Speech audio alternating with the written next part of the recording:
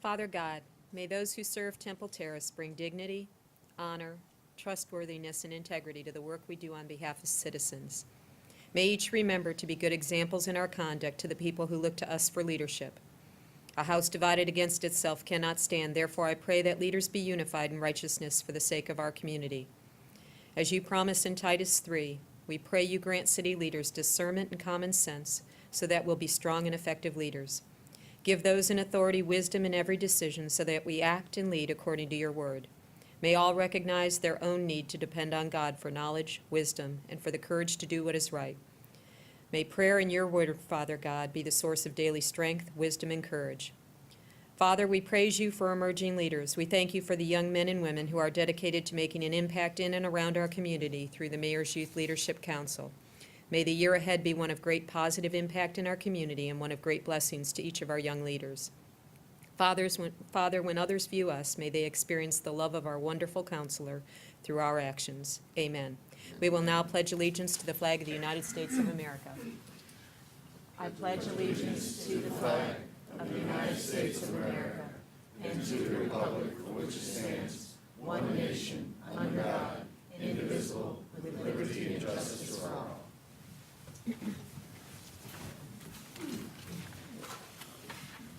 Check, you were getting a signal they couldn't hear you. First order of business, it has been an honor to initiate the mayor's inaugural class of the Youth Leadership Council. The program is designed to afford youth leaders the opportunity to participate in civic, leadership, and community service programs and inspire a commitment to community service and lifelong civic responsibility. The inaugural council is made up of 13 youth leaders. They will serve as city ambassadors at various functions and engage in a community service impact project, as well as take part in leadership quarterly development sessions. The members will also earn service hours and volunteer experience that can enhance scholarship applications. Students from 6 local high schools, including Brooks DeBartle Collegiate High School, King High School, Wharton High School, Tampa Catholic, Middleton, and Seffner Christian Academy applied to be part of this inaugural class. All interested students were interviewed by myself, by our Public Information Officer, Greg Pauley, and by our Marketing and Communications Officer, Lori Hayes. Greg and Lori, your partnership in this project has been invaluable. Thank you. In addition to the interviews, applicants were judged on coursework, grades, extracurricular activities, personal essays, and reference recommendations.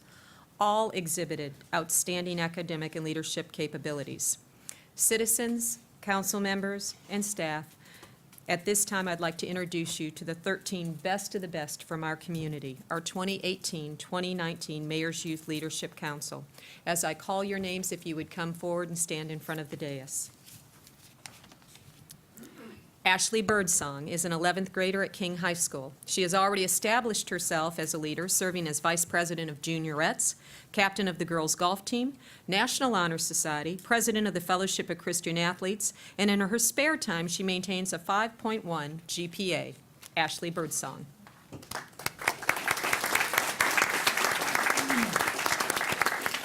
Aaron Bradford, a 10th grader at King High School. Aaron participated in a National Singing Star and was awarded the first place finish. He is a Key Club member of the King High School Pride Choir, National Achiever Society, King High School Marching Lions, a volunteer at Temple Terrace Reads, described in one reference letter as determined, efficient, respectful, compassionate, and an effective leader.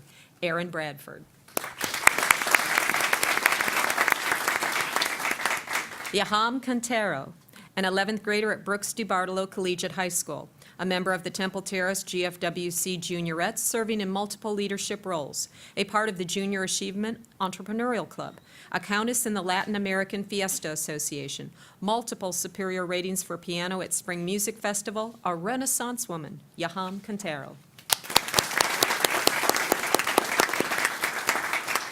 Caleb Colton, a 10th grader at Brooks DeBartolo Collegiate High School, was selected to participate in Student Leadership University for a 2-year period.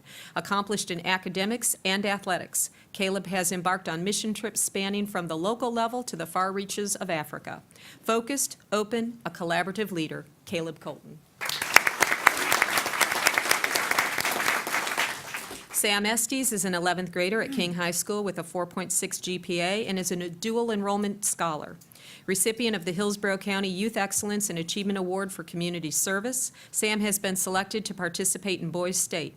He is an award-winning band and choir member.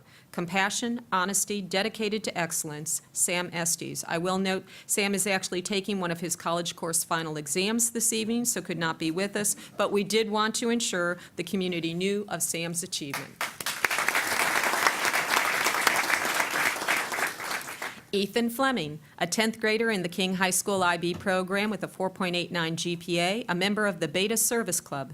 Ethan holds a leadership role in the King High School Marching Lions and is an accomplished musician in other realms. And to prove he doesn't take himself too seriously, he has 2 years of comedy club under his belt. Ethan Fleming. Dean Cooper, an 11th grader at Sefner Christian Academy, a scholar athlete with 3 years on the academy team, awarded Offensive Player of the Year honors, and 1 year of AAU competitive ball. Dean's a part of the National Honor Society, men's ensemble, and a student leader. A true picture of servant leadership, Dean Cooper. Karsten McClard, a 9th grader with academic and athletic honors. When not on the soccer field, this Middleton High School critical thinker is focused on bettering the lives of others. He's a 2-year Student Leadership University participant and member of the Future Business Leaders of America. He has been recognized for his integrity and leadership. Karsten McClard. Marae Madero, an 11th grade King High School student with an impressive 5.6 GPA in the International Baccalaureate program. Pouring into the lives of others is a way of life for Miss Madero, with memberships in Key Club, the Positive Coaching Alliance, serving as a gymnastics camp leader, and working part-time. Think you'd need track shoes to keep up with her? You definitely would. This award-winning track and cross-country athlete was a regional qualifier. Marae Madero. Stephanie Moeller, an 11th grader at King High School with a 5.35 GPA. She is in student government leadership, a volleyball and soccer athlete, an active member of the Environmental Leaders of Tomorrow, an impact player who desires to address emergent literacy and mentoring in our community. Stephanie Moeller. Haley Terry is a 10th grade Sefner Christian Academy scholar with a 4.04 GPA. She is captain of the volleyball team and was awarded Best All-Around Player. She's a member of the softball team, a buddy baseball volunteer, a Temple Terrace juniorette with service projects at Metropolitan Ministries, Hope Lodge, and Florida Baptist Children's Home. Committed to her faith and church, Haley serves in the youth group, is a worship leader and singer, and a vacation Bible school leader for the past 5 years. Haley Terry. Sydney Vance, a King High School academic and campus leader. Sydney is incoming Student Government Association president, Key Club lieutenant governor, and an active community volunteer. She's a no-nonsense, results-oriented vocal leader. Sydney Vance. Gabrielle Wiggins is a 10th grade King High School IB student was part of the Global Classrooms International Model UN Conference, which was awarded the Outstanding Delegation. She has won recognition at both the regional and state level as a member of the Future Business Leaders of America. She has been awarded recognition for position papers she has written, for her ballet and gymnastics, and is a gifted musician. Gabrielle Wiggins.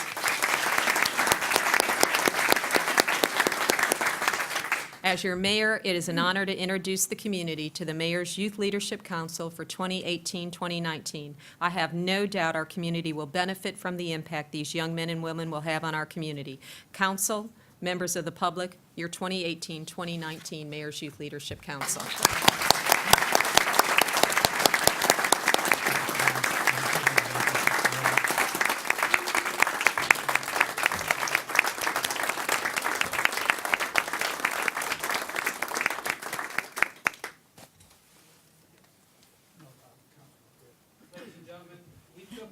photo of the kids earlier, but that's our photo. I know there's plenty of parents here with cameras, so we're gonna bring the kids together right in front. If the mayor and council could stand behind, you're gonna get your chance to take your photos as well. Because I know I think every parent here has a camera. So if you guys would please come together. Remember like we stood outside, we kind of tightened up, we played our shoulders? And let me get this out of your way. Step over, please. Okay.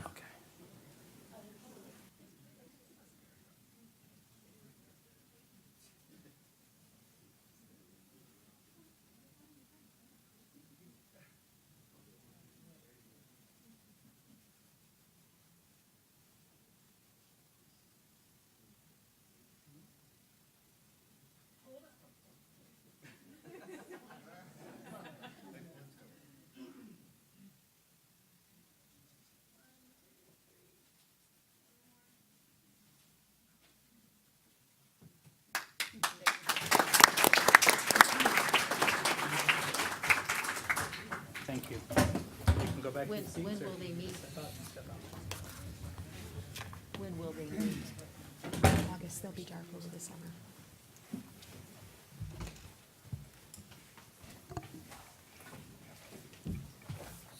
Thank you all, and thank you, students, for being here. I know some of them have finals they're studying for, so they may be slipping out, but again, thank you for being here this evening.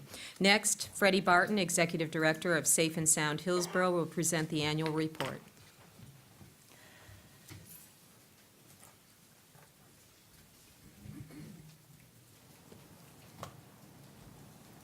Good evening. Again, Freddie Barton, Executive Director for Safe and Sound Hillsborough. I'm also joined here by our Leadership Council Chair and Vice Chair, Julianne Holt, our Public Defender, as well as Chief Albano. Thank you. I would like to thank them publicly for their leadership and their assistance and everything that they do. We ready for the-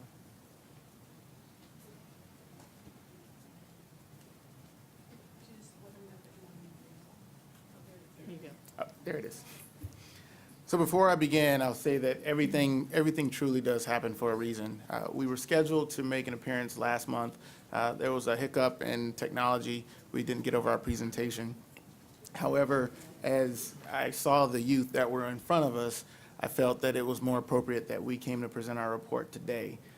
It definitely does us very well to see that there are youth in our community that are doing things that we could have only have dreamed of as we were in school. So I think that everything truly does happen for a reason. I'm here to present the annual report as well as tell you about some things that are coming up in the near future, and just to thank the City of Temple Terrace, the police department here, and the city manager, and all of the folks that have helped make Safe and Sound what it is. The City of Temple Terrace has definitely been a strong partner, not just as an interlocal agreement participant, but also as just supporting our efforts. Last year at our first annual conference, the City of Temple Terrace, I mean, they really showed up as far as getting us volunteers and just supporting us in all of our efforts. And so I'd like to summarize everything that we've done in the last year and give a lot of us who haven't known much about Safe and Sound a little brief history of who we are, what we're doing, why we're here, why it's so relevant, and what are some things to come. So, of course, Safe and Sound Hillsborough was formerly the Violence Prevention Collaborative of Hillsborough County. It was initially started after 2013, a little late in 2013, after the tragedy in Sandy Hook. 2013, we had Newtown, Connecticut. 2018, we had Parkland. We are still asking ourselves the question, why? We are still asking ourselves the question, how? We are still asking ourselves the question, when? How are these things still happening? Why cannot we get a handle on things? And when will we start seeing a change in our community?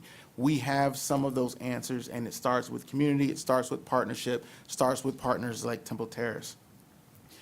We're multi-sector, multidisciplinary. We treat violence as the public health crisis that it is.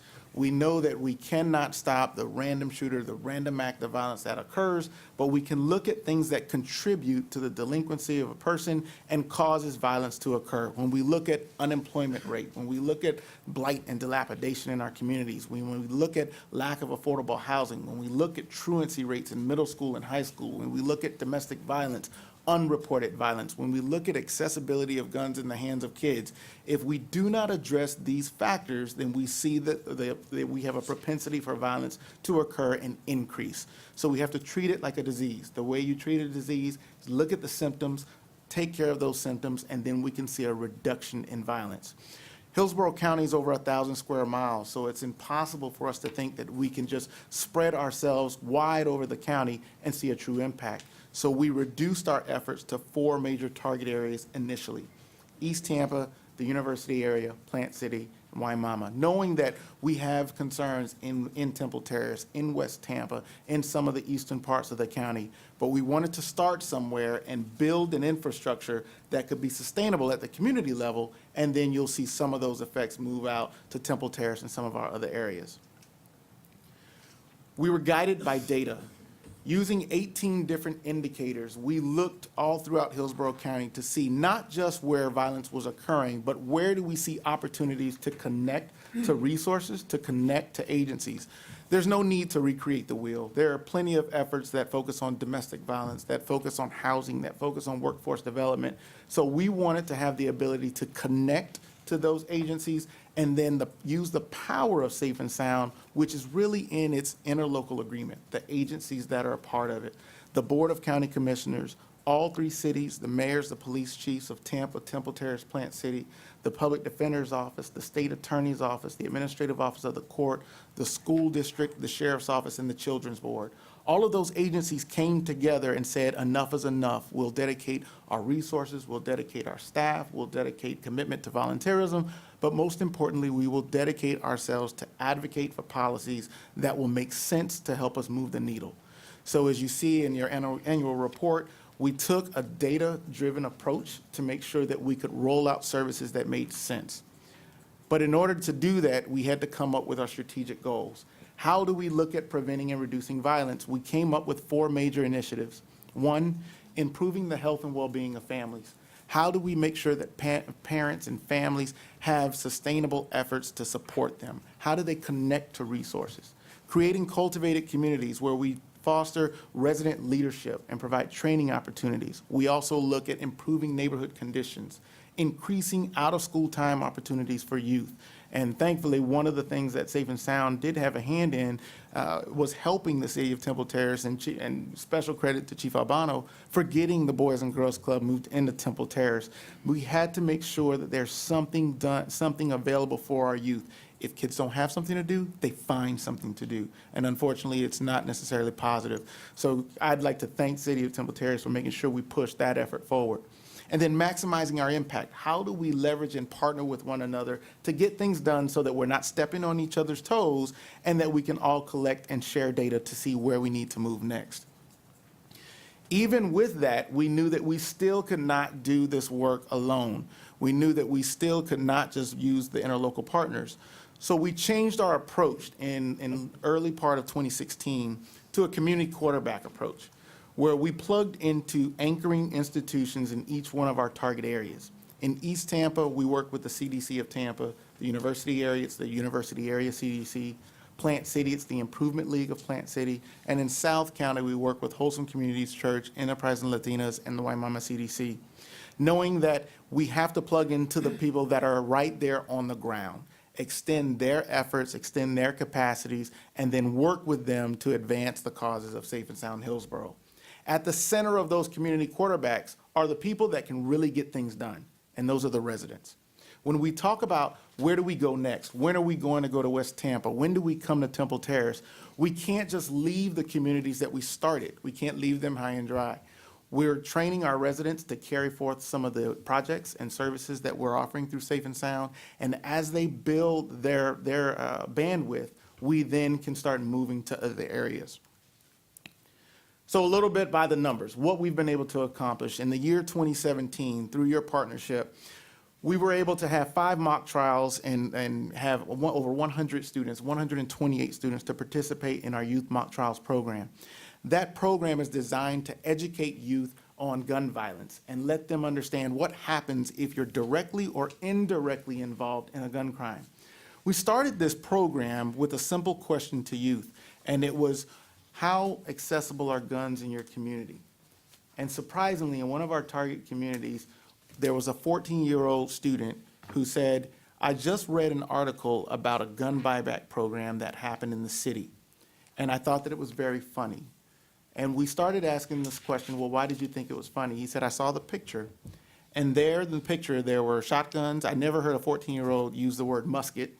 He said, I saw a musket, and I saw all the guns that you don't want. If you really want to know where the guns are, here's where you can go. And we put that theory to a test.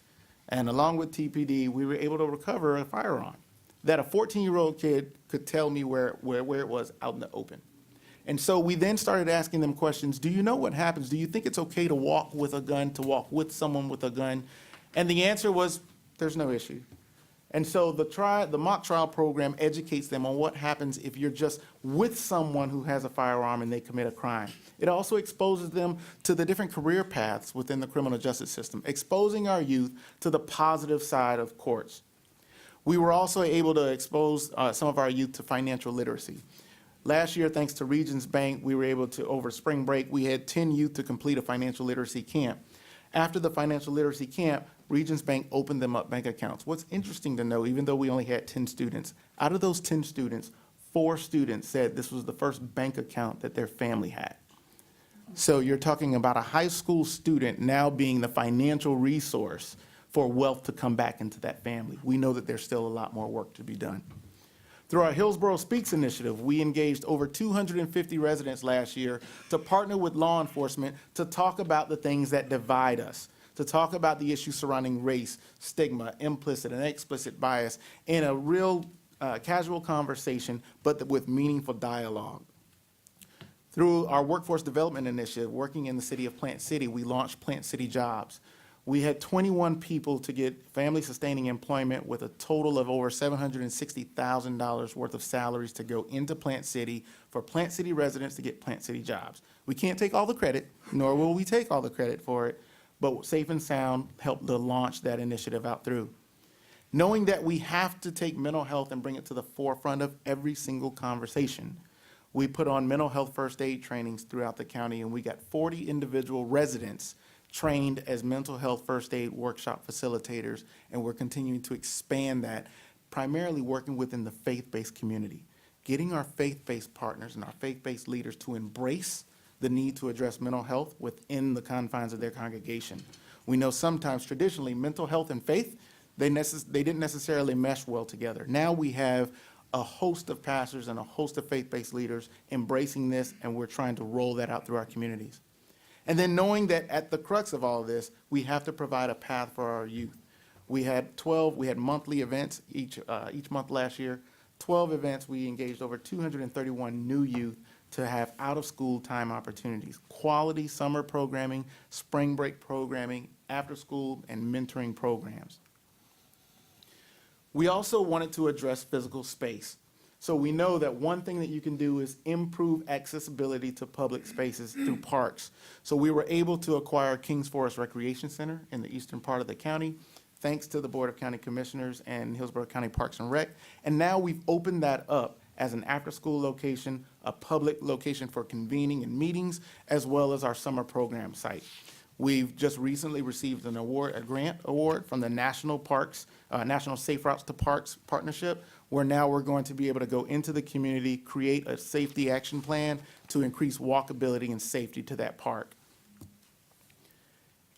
And then community impact, we had our first initial violence prevention conference. It was held last year at the University Mall. Again, the city of Temple Terrace was a great partner in that, and through that, we were able to see over 100+ youth to come to that conference to talk to us about the issues that they face from their perspective. Now, we ask ourselves, why do we do this? Why do we do the work? The joke that I always tell people is that, when I first came on board with Safe and Sound, I talked to my dad, and my dad said, why in the world would you take this gig? We've been trying to stop violence since Cain killed Abel. So what do you think you're going to do? And I said, I'm going to do the best that I can, and I'm going to find the people who can help me do this. And the question is why? And I'd like to tell you why we do what we do. If we can play that. Every day, around 6 in the morning, people get up to start their day. And every day, around 6 in the morning, a youth has to make an important decision.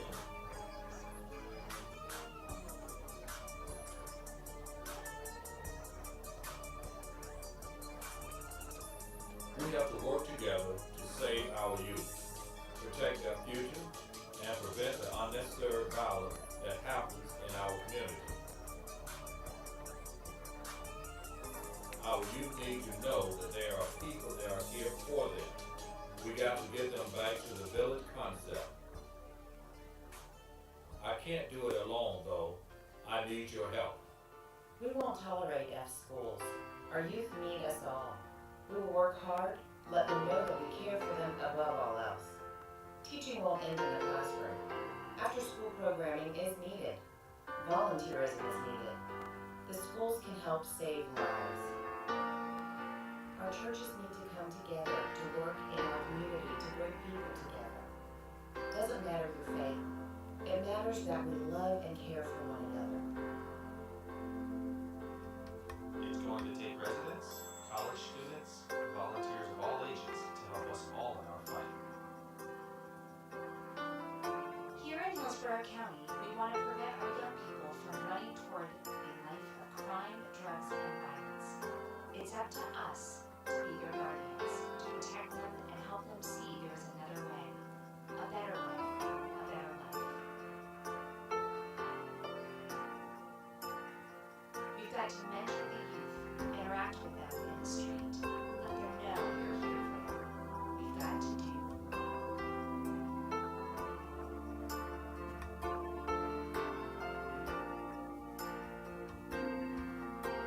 We all play a part in reducing violence. We all play a part in protecting our youth. We all play a part in securing our future. We will do this, I got you.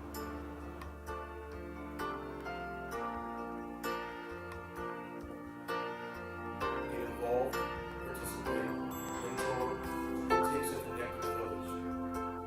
Not just one of us, all of us. Teachers, officers, churches, parents. Call us from the race. We are saving sound of this world.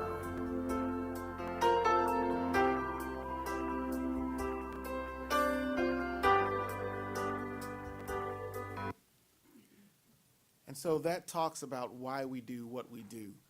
We want to make sure that we provide wraparound supports to our youth. Even if we can just affect one life, we know that the work that we are doing is not in vain. That video was thought of, was produced by Blake High School students. They're actually creating our new 2018 PSA. We're actually going to be filming it next week. We actually have a call to action. If anyone would like to be a video star or a movie star, we're asking for people to come on out. I think the city manager can scale the fence this time instead of the law enforcement officers. But we're asking people to come on out. We're going to be at Blake High School, and we're going to be videoing it in advance to the next thing I want to talk about, which is the Violence Prevention Conference this year. Again, after Parkland happened, everyone woke back up and said, not again. We cannot let this happen. Not here in Hillsborough County. We have to continue to ask the same questions. What can we do as a community to prevent violence from increasing and taking out some of the lives of our youth? So in order to do that, on May 19th this year at Hillsborough High School, we will have Safe Summit 18. It's an all-day conference. It starts at 9 a.m. We're going all the way through. On the screen here, and as well, we'll send some more information. We have several things that are happening all on that day. The most important part is that youth are helping to create and drive this conference. And so we're going to have workshops to center around youth on how do we prevent bullying. Let's look at what violence really means in your community. How do you think we can solve the solution? We also are talking about how to stay out of the criminal justice system. We have workshops for adults, for parents, for partners on an adult track. We also are having different elements about this. We're having a talent showcase where we don't want the kids to feel that they're coming back on a Saturday just to go back to school. We want them to express themselves through a talent show competition. We're honoring some of our community heroes, those people who are at the grassroots level, really pushing things forward in the community. That's being done in partnership with the FBI through their Citizens Academy Alumni Association. Again, speaking to partnerships we have in the community. We also are going to be giving out youth scholarships to 8 individual youth. If you have a graduating senior, I was trying to catch some of the youth earlier today. If you have a graduating senior, we're still taking applications all the way up until Friday. It's a $1,000 scholarship to help them on college or vocational school. You can go to our website to download the application. And we're having a poster competition where we want youth to come in and put posters together to tell us, what does it really mean to prevent violence? And let's operate under the theme, anything is possible. And we're also going to have a town hall summit for adults as well as youth to really ask the tough questions. It's a long, all-day event, but powerful and most importantly, impactful. And we can't do it without the partnership that we have here with the City of Temple Terrace and our other partners throughout. So I'd like to thank you for your time. We just wanted to spend a brief few minutes to just talk to you about what we've been doing. I know that sometimes the City of Temple Terrace doesn't see a lot of our direct efforts because of our target areas that we're working in, but we have been able to see some of our good work carry forward and move over into Temple Terrace through projects like the Boys and Girls Club and some of our other initiatives. Our Safe and Sound Schools initiative was launched over at Greco, and we're working with those youth and providing some resources to the youth as well as parents. So as we continue to come together, as we continue to work, we know that we can make a difference, we can make an impact to protect our most valuable asset, and those are our youth. And I'd like to thank you for your time. If there are any questions of me or our board chair and vice chair, I'd certainly like to entertain them at this time. Thank you very much. Thank you. Thank you. Council, if the minutes of the April 17, 2018 City Council meeting are acceptable, would entertain a motion to approve the minutes. So moved. We have a motion. Do we have a second? Is there any discussion? All in favor signify with aye. Aye. Opposed? Minutes are approved. Thank you. Persons wishing to be heard on items not listed on the agenda or items not on the consent agenda, a 3-minute time limit will be imposed on all comments from the public. Individual members of the public who are present in the audience may designate in writing a representative to speak on their behalf, not extending beyond a 10-minute time period. As speakers come to the podium, please state your name and your city of residence. During public comments on items not on the agenda, the city manager and directors in attendance do make note of your items. During the city manager's report later in the agenda, Mr. Stevenson may make comment on the items a person brings up, or where further research is necessary, he or staff that the city manager assigns will reach back to our residents. We want to ensure all of our residents that your comments are taken seriously and will be followed up with. David Becker.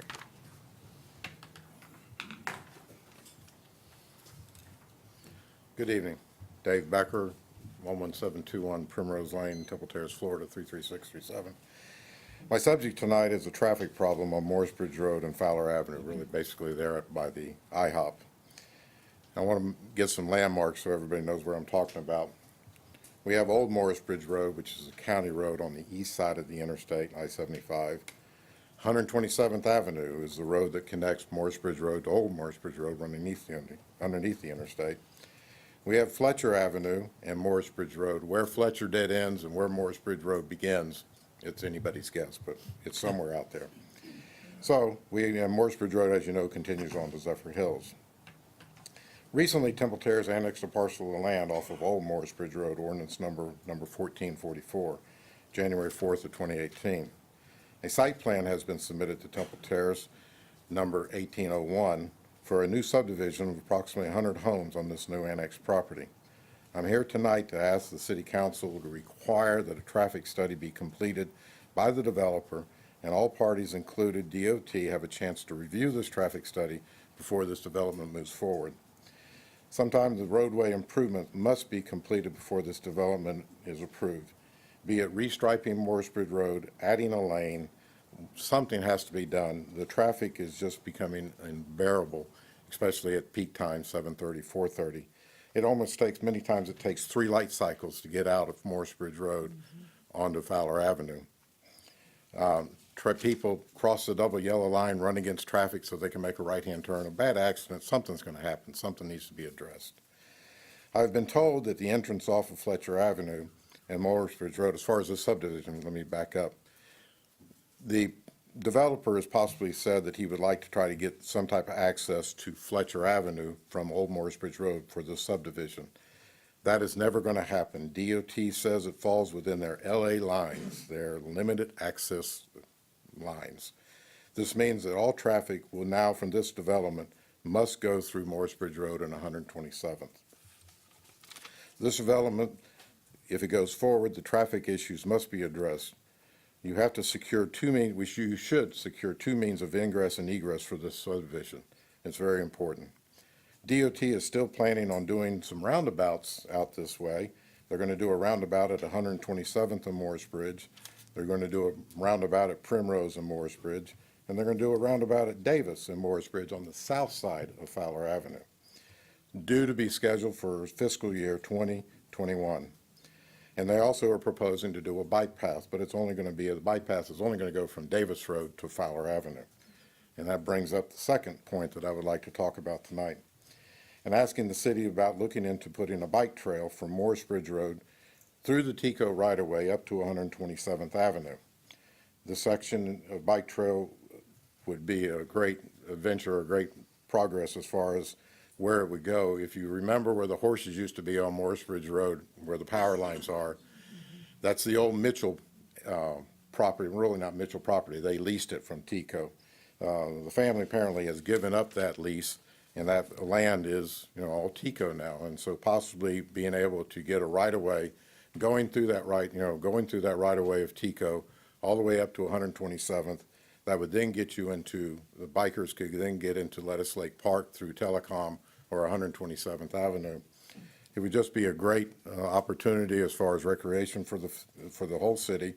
They could park at Rotary Park there at Fowler Avenue Boat Ramp, gain access to the bike trail, and go on all the way up to Lettuce Lake Park. I thank you.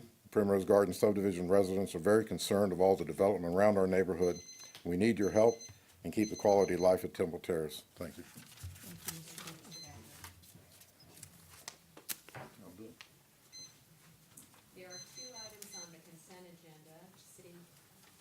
There are two items on the consent agenda. City Manager Stevenson will explain the items.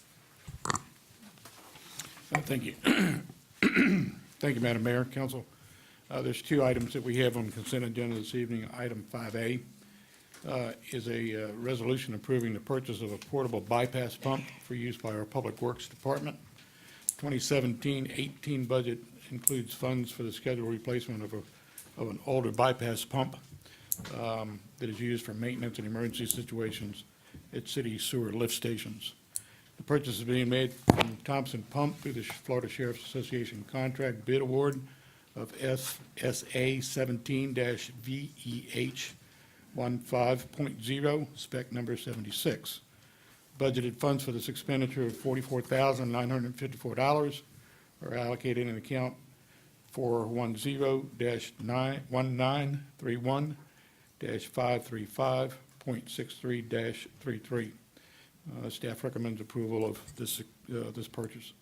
Item 5B is a resolution approving the extension of the listing agreement with Cushman Wakefield for an additional year. The conditions of the original agreement remain the same. The only modification to the agreement would be the extension of time for the additional year. In March of 2017, council directed staff to negotiate an agreement with the firm of Cushman Wakefield for the purposes of providing broker services. The real estate service agreement between the city and Cushman Wakefield was approved through Resolution 47-17, adopted May 1st of 2017. It authorized an effective date of May 11th for a one-year period. Staff recommends that the agreement be extended for another year until May 11 of 2019. Staff recommends the approval of that as well. Thank you, Madam Mayor.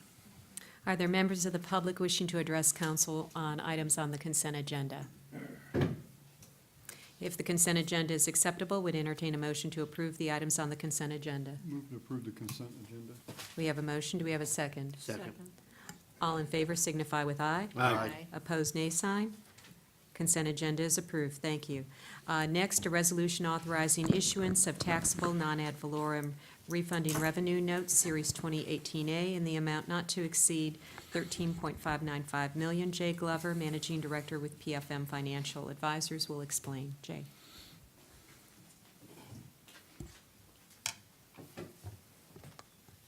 Mayor, council members, Jay Glover from PFM Financial Advisors.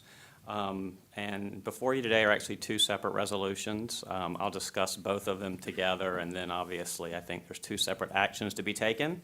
As you all know from prior meetings, we've been working for the last several months on refinancing the city's existing 2015A taxable note that's with PNC.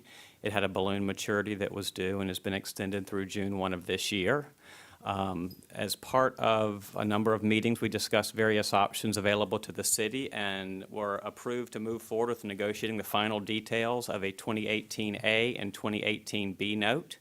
The 2018A note is with Center State Bank, a 20-year fixed rate, essentially level debt service repayment at an interest rate of 4.28%, which I think is 1 basis point lower than the 4.29 we talked about at the prior meeting. And it's also prepayable at any time without a penalty. So to the extent you want to prepay it with, a lower rate refinancing in the future, any other means, you can prepay that at any time without penalty. The 2018B note is with Republic Bank. It has a 10/1/2023 balloon maturity due, and it accrues interest at a variable rate of LIBOR plus 150 basis points.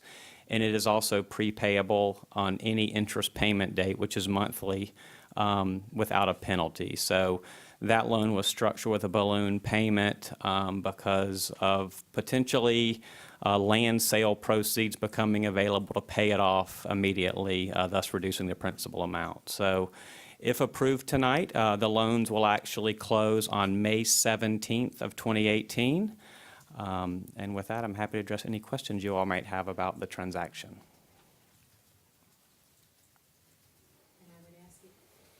I would ask if there are any members of the public who would like to address council on this issue.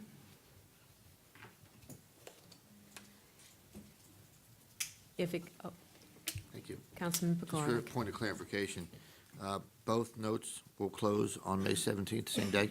Yes, both will close on May 17th of this year. The PNC loan is actually prepayable at any time prior to June 1st with no penalty. So the scheduled closing date is May 17th.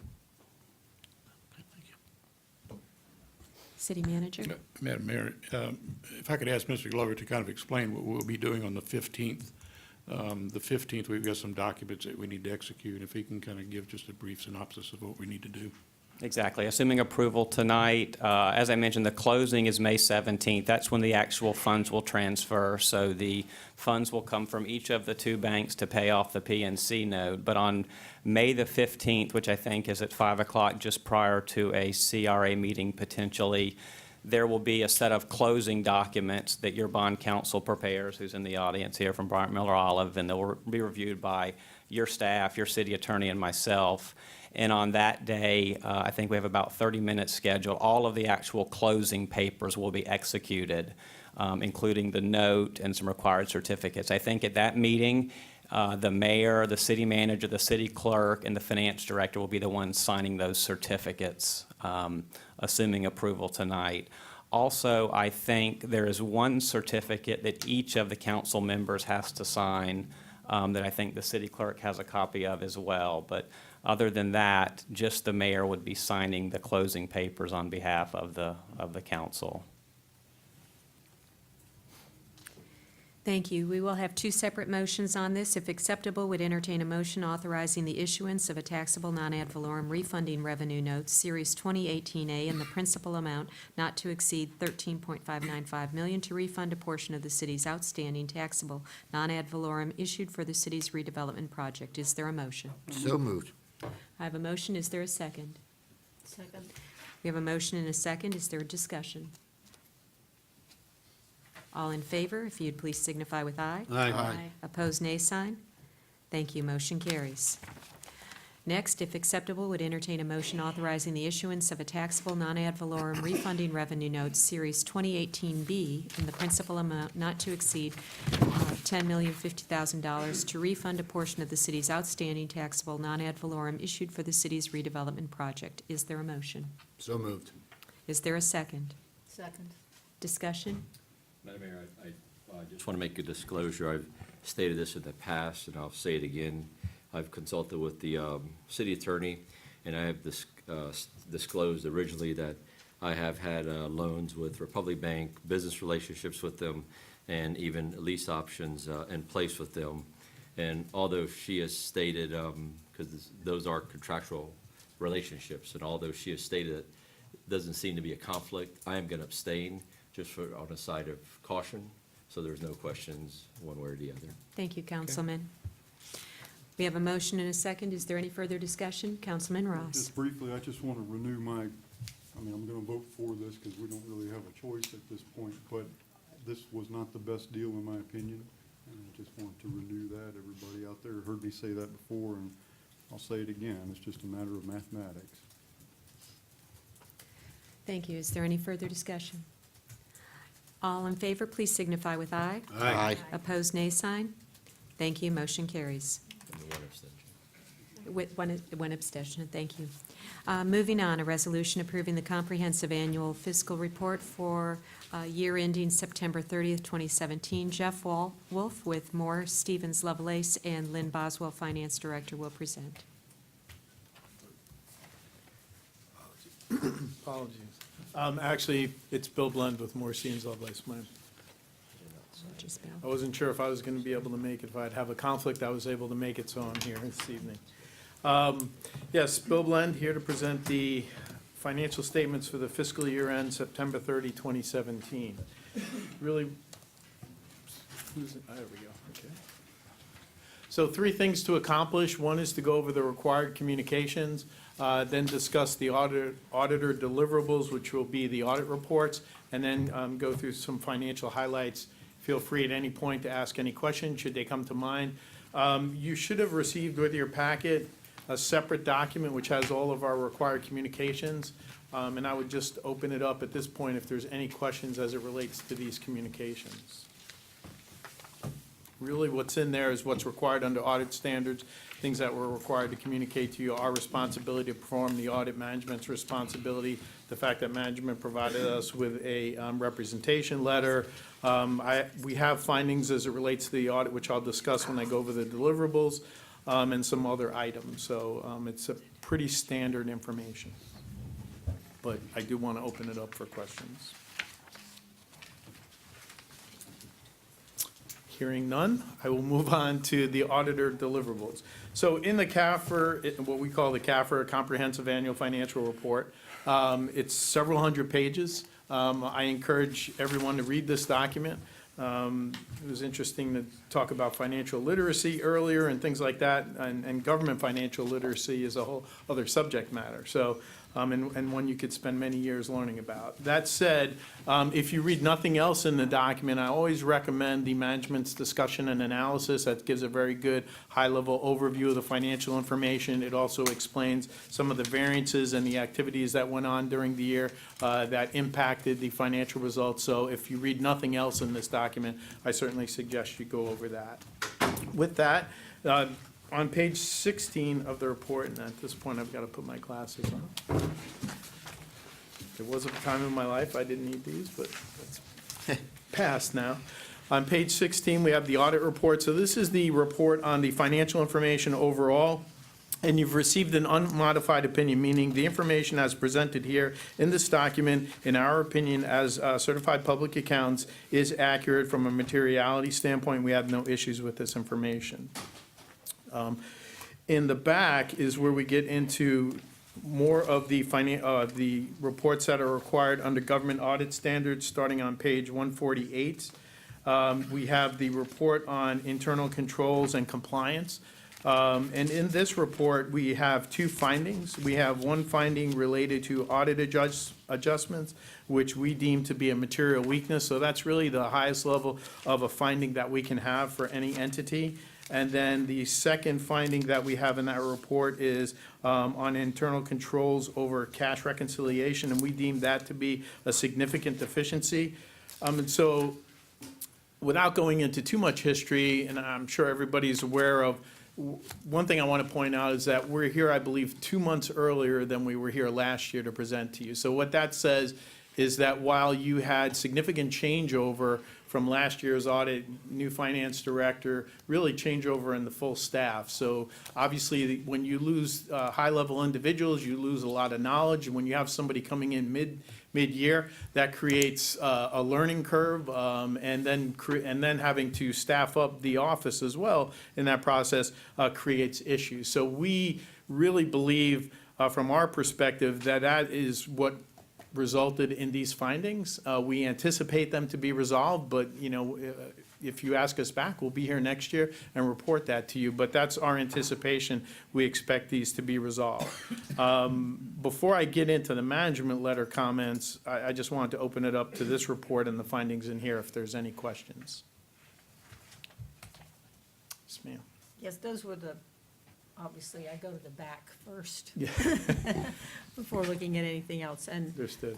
I noticed that the same reason was listed, is that the change in the, and so you feel confident that because they were able to produce this earlier and you working with both groups, you feel confident that the issue will resolve for next year? That's our anticipation. I didn't expect to be here last year when we spoke. We did know there was transition. Transition always creates problems. There's something to be said for stability and righting the ship and, being a sailor in the U.S. Navy, having a captain at the helm, steering the ship in the right direction. So, we look for some stability. So assuming that happens, yes, but I wouldn't, I'd be a fool to sit here and tell you, yeah, it's going to be resolved and come back to you with findings. So, but that is our anticipation, yes. Okay, thank you. Anything else? Okay, so then, moving on to the next report that we're required to provide to you, and this is required by the rules of the Auditor General, is the independent management's letter. And in here, we had really what we call observations or recommendations for improvement. We had several there. We had one discussing journal entry approval, financial condition assessment. That is a repeat comment from the prior year. And really, your previous two resolutions, we hope will resolve a significant portion of that. A concern that we had was that balloon payment, how that was going to be impacted. We've actually been talking about that particular issue for several years.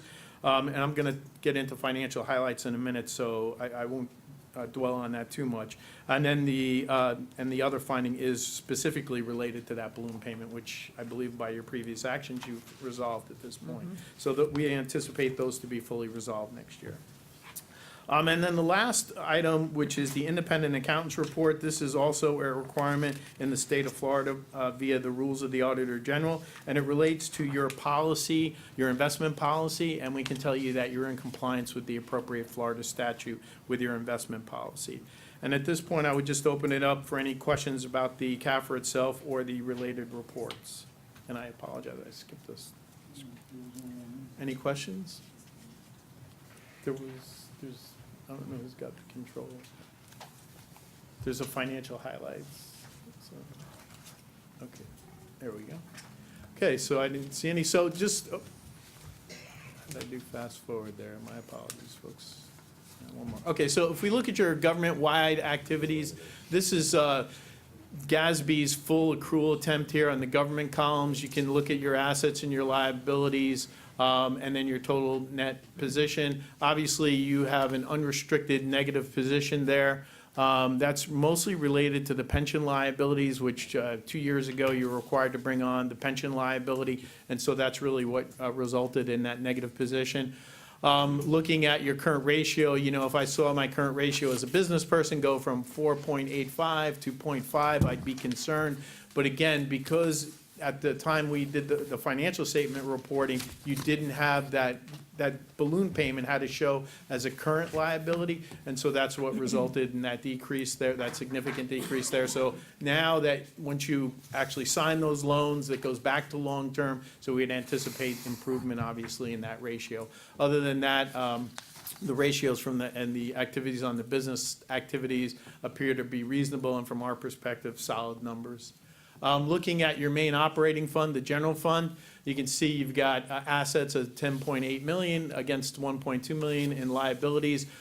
Really, the number you kind of look at there is that unassigned fund balance, and you can see unassigned fund balance is about 25% of your expenditures for the year. So, from our perspective, that's a good number. Where you want to be as an entity in that particular line item is really an organizational decision.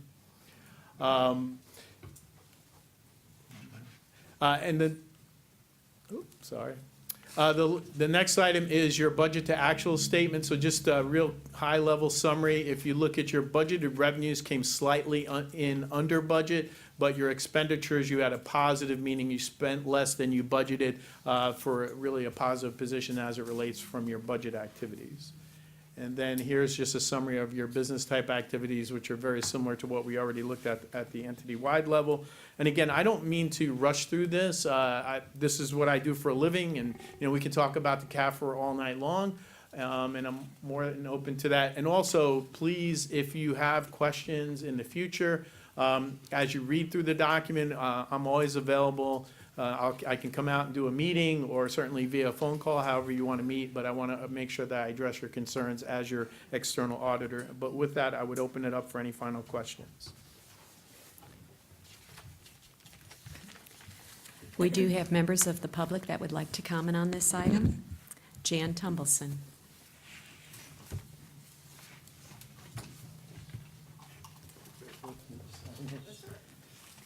Good evening.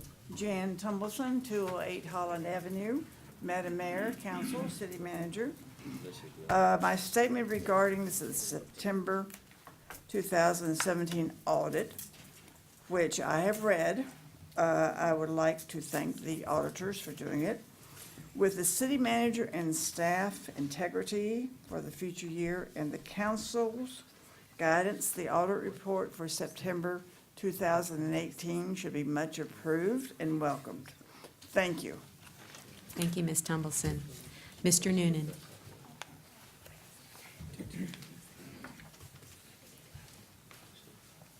Hi, Madam Mayor, members of the council. I don't think you should just read a small part of this audit. I think you ought to read it all, and you ought to look for statements and numbers that stick out in it. For example, on page 7, the auditor tells you that you've delayed for about 5 years necessary capital improvements in the city. That ought to fuel your curiosity. The city charter makes the council the primary investigatory organ of city government. I was surprised to find out that you even have subpoena power and can issue contempt citations for people who don't provide you with the facts. I don't think we're anywhere near that situation, but I really think you ought to look into many aspects of this report. I went through it, and on almost every page, there was a statement or a number that stood out to me. Did you know, for example, that delinquent tax collections rose to their highest point in 10 years in the last fiscal year? I think you ought to ask why that's so and what should be done about it. You might look at even non-financial numbers in the report. There were 434 traffic accidents in Temple Terrace last year, according to numbers provided in the report. And that's up from 171 about 8 or 9 years ago. Why is that? Is it because we don't have adequate police traffic control? I don't know. But as I say, there are on every page of this report numbers or statements that ought to exercise your curiosity. One of the perhaps non-controversial ones that might bring a smile to your lips is about parks and recreation. About 5 years ago, there were 55,000 swim visitors to the rec center. Last fiscal year, there were only 28,000. That's a shocking decline.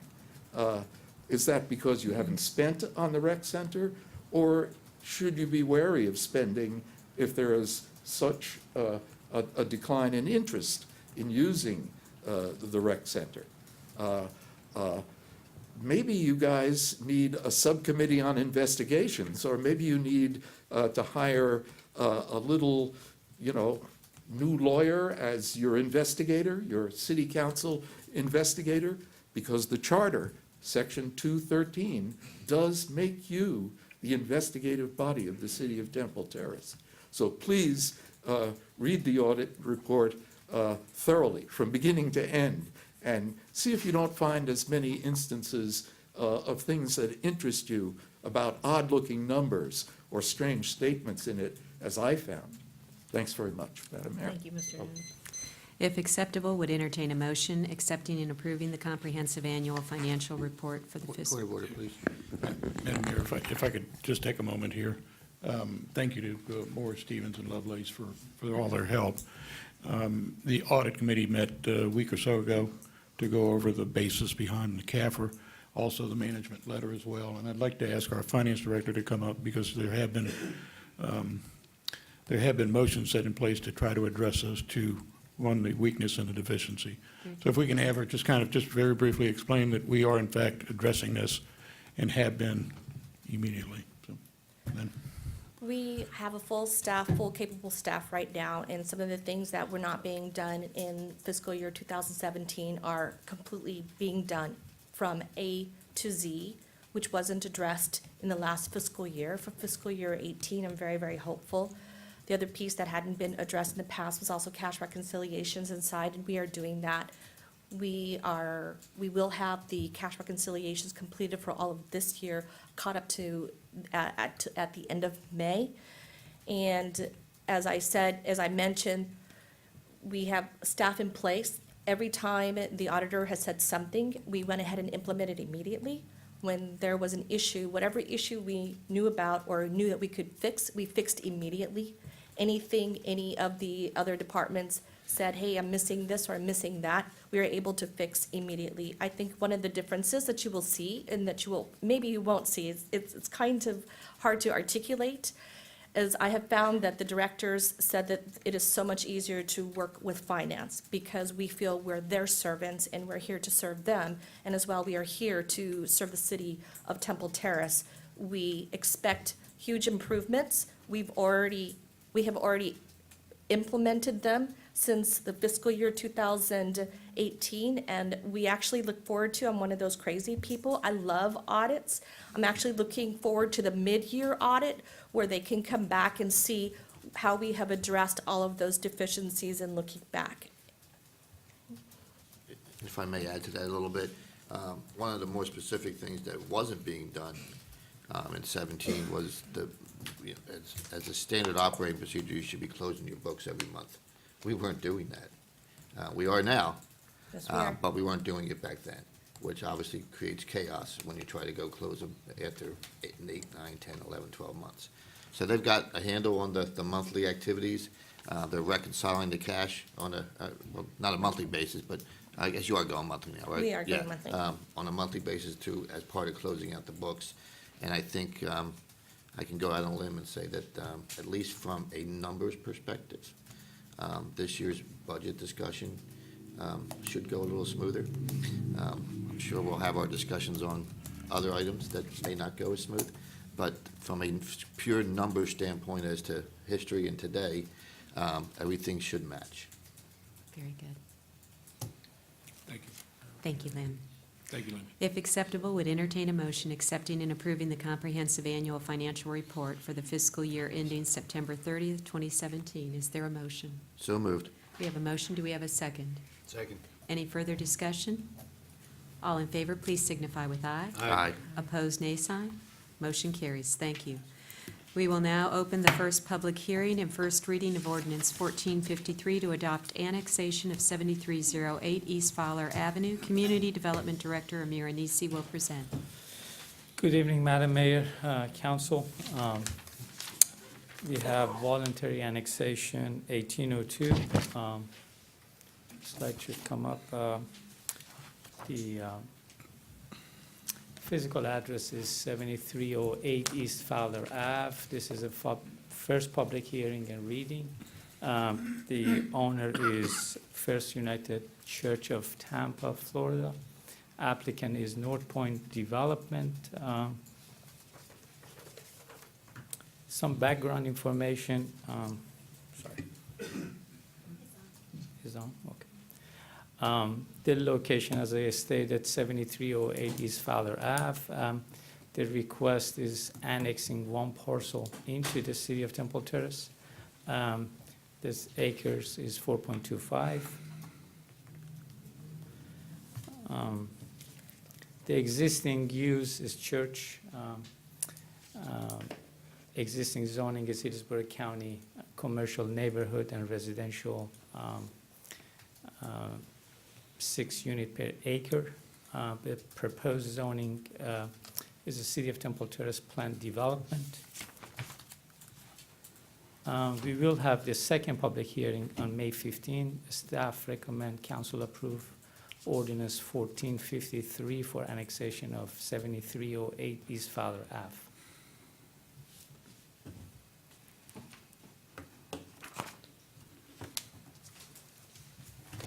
Would applicant J.J. Jenkins like to present? Thank you.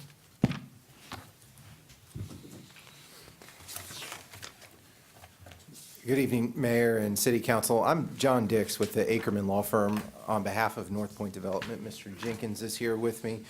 We also have Nathan Lee with Kimley Horn, and we have a few representatives of the First United Church, including Pastor Bernice, who are also here and who support the application for the ordinance number 1453. Substantively, we're really here just to state that we agree with the city staff's recommendation in favor of the annexation. We want to report that we've met with some of the surrounding neighbors and addressed their concerns and aren't aware of any lingering concerns among the neighbors. And we're here certainly to answer any questions if you have any tonight. And I would, on a personal note, like to tell the city how excited I am to be back in Temple Terrace. I was a student at King High School in the late 90s, and I haven't been back yet, but I'm excited to be back tonight. Thank you very much. Are there members of the public that would like to address council on this item? This time, we'll close the public hearing. Council. We have somebody Oh, going up. I'm sorry.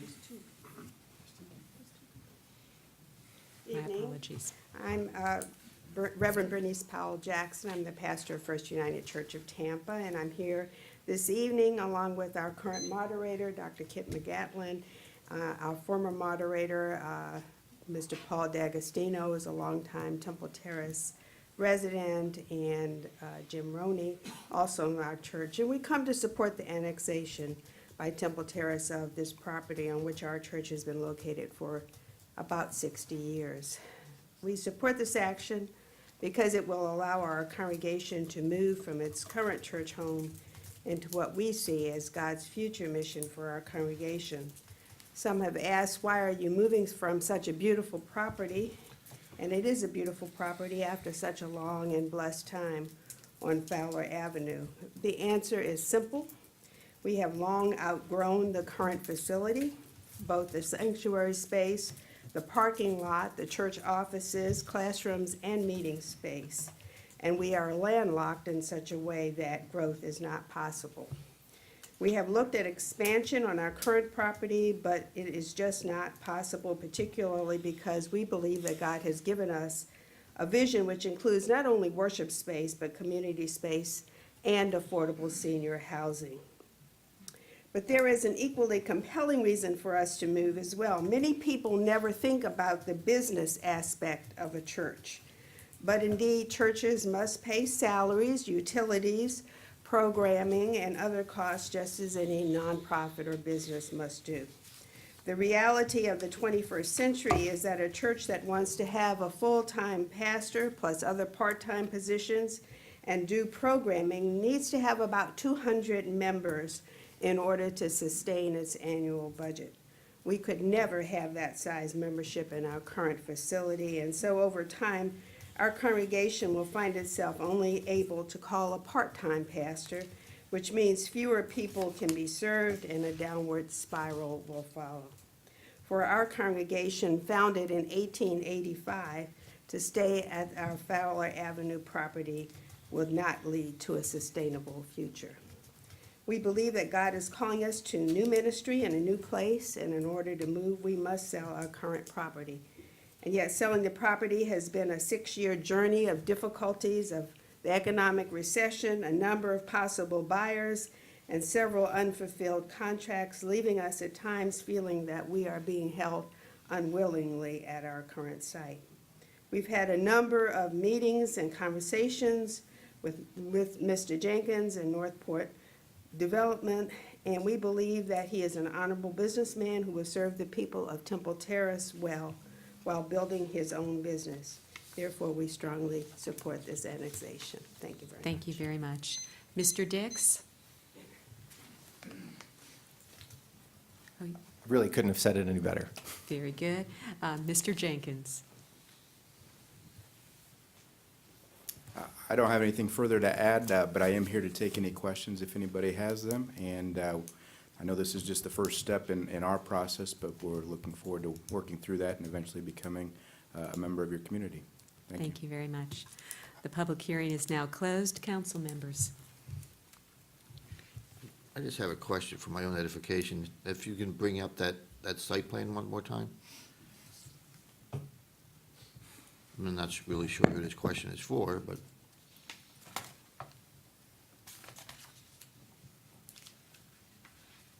While she's finding it, if you look at the site plan, you'll see a small triangular piece of something to the right of the subject site. I'm just curious, A, is that part of Temple Terrace now? Yes. It is, okay. The one close to the river? Yes. Yes. That small sliver is ours? That belongs to the city of Okay. Temple Terrace, Thank you. yes. That's actually part of our drainage system for the area. Okay. Yes. That is our property. Are there any other comments? If the clerk would please read the title of the ordinance.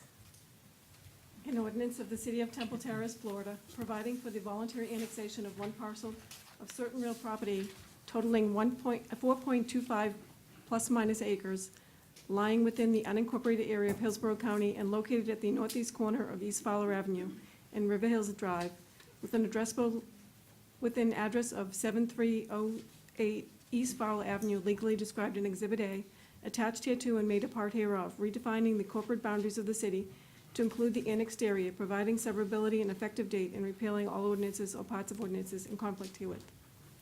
If the ordinance is acceptable, would entertain a motion to approve ordinance 1453 on first reading. If approved, the ordinance will appear for a second reading and public hearing on Tuesday, May 15, 2018. Move to approve ordinance 1453 concerning property at 7308 East Fowler Avenue. Thank you. We have a motion. Do we have a second? Second. We have a motion and a second. Is there any further discussion? If all in favor, would please signify with aye. Aye. Opposed, nay sign. Motion carries. Thank you very much. Next, we open the second public hearing and second reading of ordinance 1452 to correct previously adopted ordinance 1440 due to Scribner's error. Planner Marion Abramson will give a brief review. Good evening, Madam Mayor, members of council. I'm here to present TXT 1802, second public hearing and reading, correction to previously adopted ordinance 1440 for rezone classification RCP 1706, which was approved November 7th, 2017.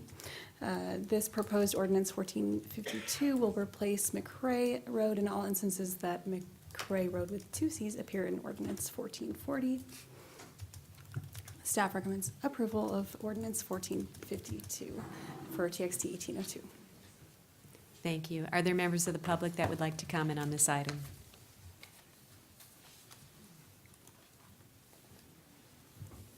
Public hearing is now closed.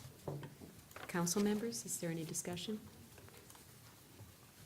If the city clerk would please read the ordinance. An ordinance of the City of Temple Terrace, Florida, correcting the error in the spelling of McRae Road in ordinance 1440 that addressed the rezoning petition number 1706 adopted by the City Council on November 7, 2017, providing severability and effective date and repealing all ordinances or parts of ordinances in conflict herewith.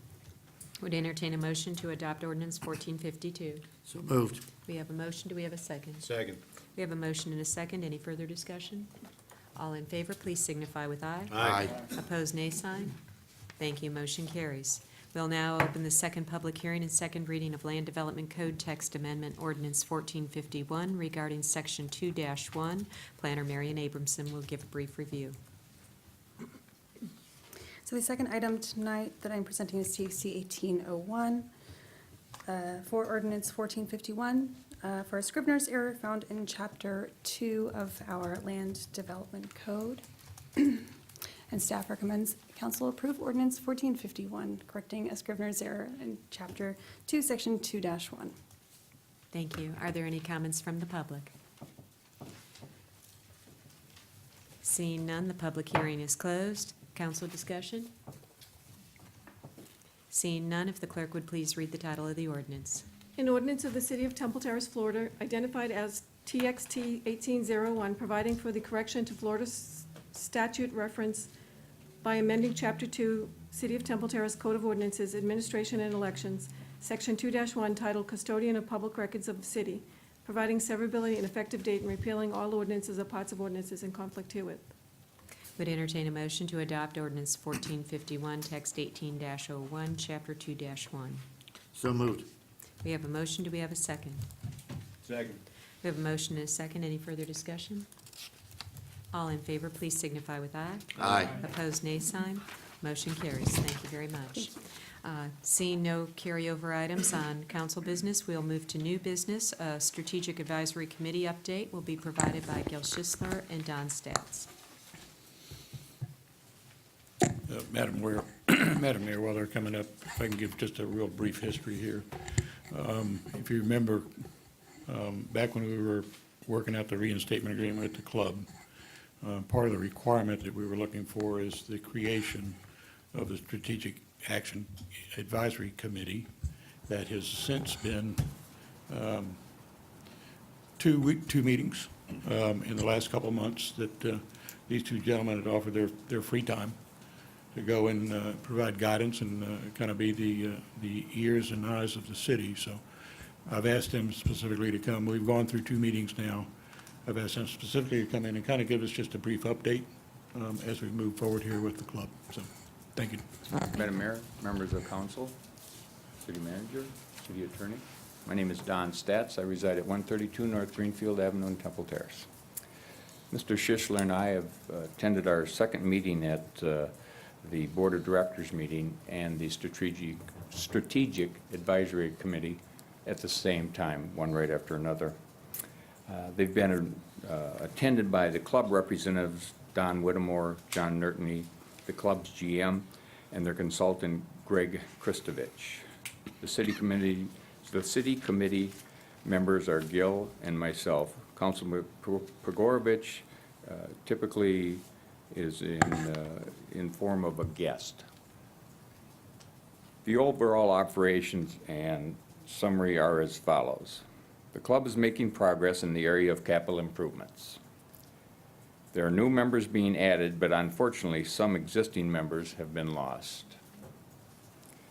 The payment for the first quarter has been received, and they have set up an internal account and deposit the rent payments monthly so they are available when they are needed and no longer in the general account. So basically what they're doing is every month they're putting in their $7,000 or whatever the number is. So that takes it out of the operating account. And so they will have it. The budget projections in some of the areas have fallen short, but we have to keep in mind that the club wasn't able to implement the marketing plan and fill our staff needs and positions until a final agreement was executed by the city, which was done on February 12th. Because of the time frames involved, it's hard to get a clear picture as the first quarter, but progress is being made. We should be able to get a much better, more accurate report in the second quarter, because they'll at that time have full marketing, et cetera, for the entire quarter. The club has entered into agreement with Palmacia Golf and Country Club. Palmacia has about a 10-year waiting list to become a full member.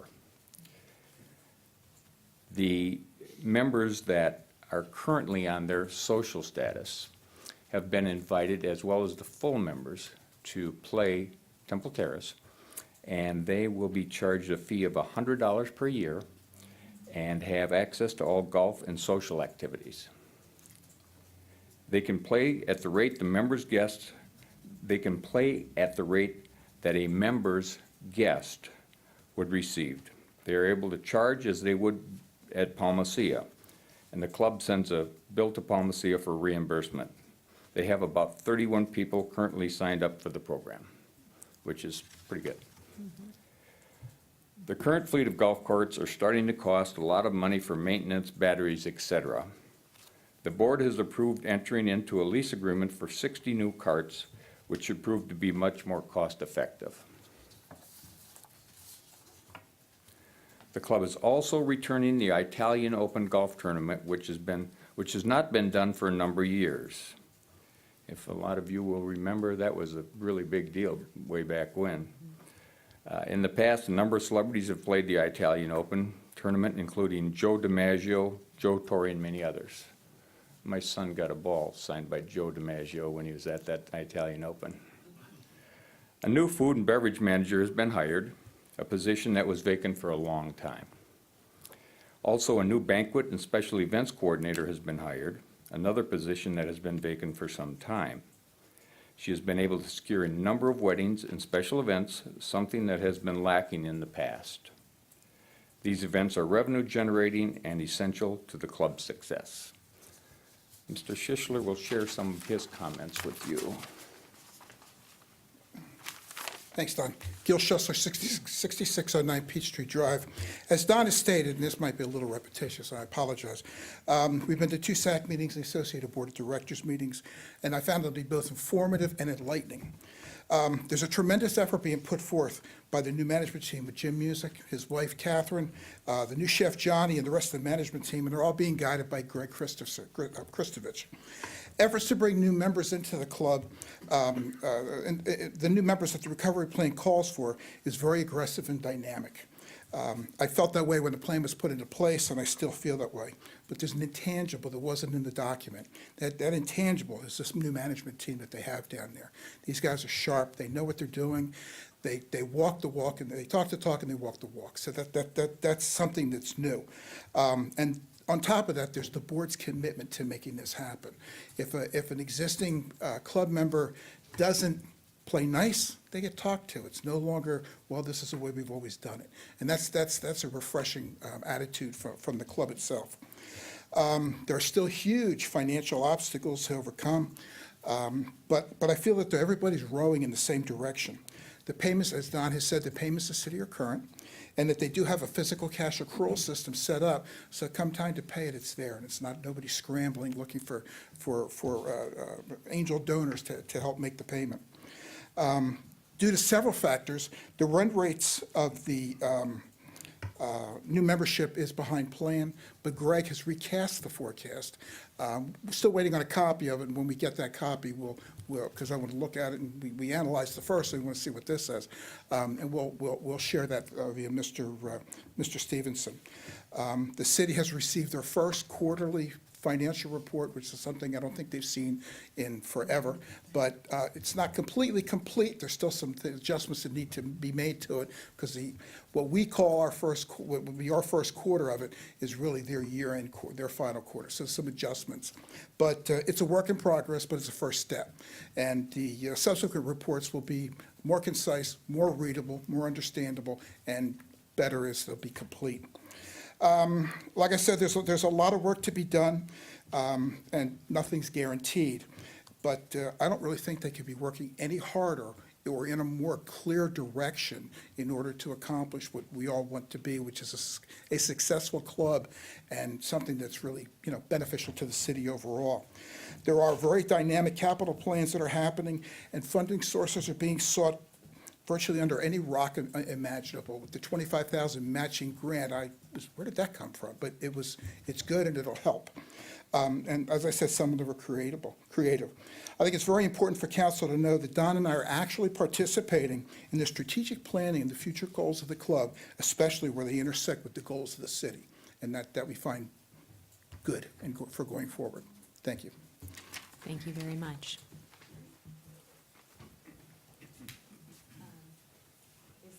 Is there any additional new business to come before this council? I would just like to, and I got permission from Mr. Stevenson to direct a comment to Fire Chief Kemp directly. I received a phone call from a citizen, Pat Dutton. Some of you in the audience will know her by Pat Jones, our former city clerk. She had to call an ambulance, I guess now about a week and a half ago, for her husband. She first wanted to comment on the professionalism, the care, just the great competence of the team that showed up. But what had her in tears on the phone, Chief, was that several days later, there was a knock on her door from Joe Cable, who just wanted to follow up and see how she was doing and see how her husband was doing. And she said, there is no city in the country that would have this type of service or this type of care. So I just wanted to publicly recognize you and recognize Fireman Joe Cable for just superior service. And the one other comment I would make is I want to thank Mr. Stevenson for his work. He has been working alongside me with the MPO. We had a meeting just last week with Beth Alden, and at today's MPO, I'm delighted to say that golf cart connectivity was the number 3 on the list of items that are in the plan for this year. So congratulations, Mr. Stevenson. I know you've been working on this. It's a drum I've been beating for a couple months, but it seems to be moving forward, and I kind of did the wave at the MPO, which did get giggles, but I was very excited to see that going forward. So thank you, Mr. Stevenson, for your work on that. And if there is no other business to come before this, Real quick, I just want to make note of, the foundation of Temple Terrace has always been our volunteers, citizens. And Mr. Sichler and Mr. Stats exemplify that. They have been 100%, 110% involved in the golf course since the turbulent times. And they're now working on bringing the golf course together with the golf course. And I will reiterate what he said, is that the course, the gentlemen that are on the board of directors at the course are all rowing in the same direction. I've heard comments like, we don't want to go through this again. We want to make this a success. And I venture to say that both Don and Gil have been welcomed with open arms as part of the board membership, and they're actively being sought out for their opinions. They have fantastic comments, and I think that these SAC meetings are a huge success. And will, if there is a chance that the club, and I believe there is, I really truly believe that the club can be a self-sustaining success. It's all because of the work of the board and certainly the work of Don and Gil. And I just want to make sure everybody in the audience and everybody out in TV land heard that. thank you, Councilman, and I think we all join in thanking these gentlemen for their arduous work. Thank you very much. Is there anything else to come before this body? We will stand adjourned. Thank you. Oh, city manager's report. Oh my goodness gracious. I have nothing to report. Golly gee, I am so sorry. Just a real quick reminder, and I'll do this at our next meeting as well. We've got a goal setting coming up May 18th. Okay, and I need to get with you so we can get some things worked out, so. Very good. And we've gotten pre-work from every council member, correct? I'm sorry? Every council member has responded? We've got, yes, Yeah. we're working on putting those together for you. And where is that? Tell me the address again. I'll have to tell you, I'll have to get back with you on that. It's out in Telecom. It's in Randy Telecom Simmons Park. building. Same place we had it last year, Okay. 30, At the hotel? No, Simmons? No, Simmons office, our Simmons office? our Simmons office in Telecom. I'll get the address. I mean, we've got some time. I don't know it right off. Okay. Okay. Thank you, Madam Mayor. Has to be noticed. Now we're adjourned.